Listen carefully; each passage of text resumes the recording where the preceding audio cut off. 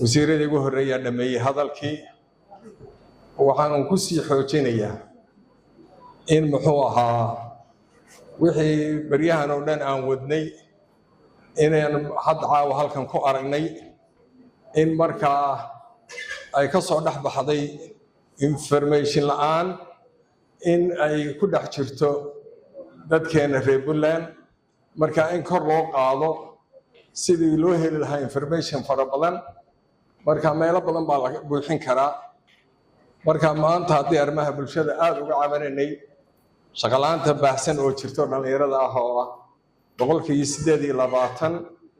waxay tusi kartaa in muxuu ahaa jaamacadaha ugu horeyso city code in ay halkaa fursad ay ka bannaan tahay oo wax badan ay baran karaan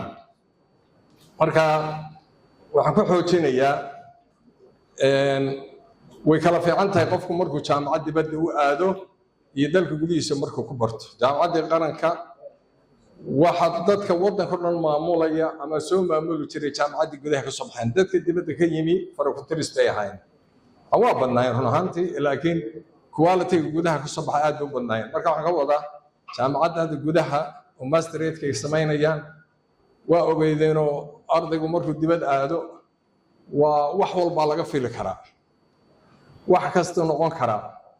wada qaldan buu raaxi karaa inaanu soo noqon baa suurtagal ah marka taas waxay ka turjuwaanaysaa wixii walwalku waalidku qabeen in maxay ay ka baxayso qofka ilmihiisa kula jooga oo helayo marka barashadii u baahnaa dibadda ka aadayay tan kaleeto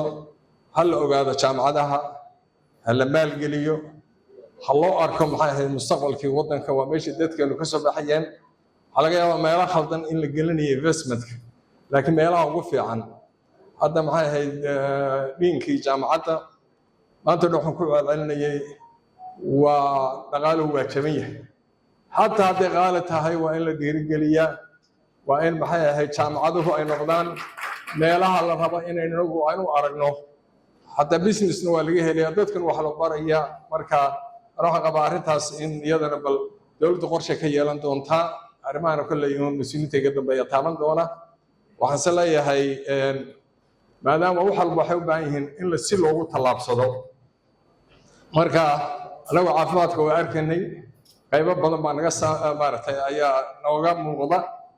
wada shaqayn xoog lehna kale waa yeelanaynaa haddii ilaahay yiraahdo marka waxaan rabaa anoo fasaxa ka qaadanaya madaxweynaha inaan noo saamaxdid haddii alla yiraaho fasalada soo socda oo jaamacadaha gelaya wasaaradda caafimaadka in scholarship ahaan 5 arday aan ku bilowno oo jaamacaddan ay galaan haddii alla yiraaho marka qolo walba ay sidaas loo xoojiyo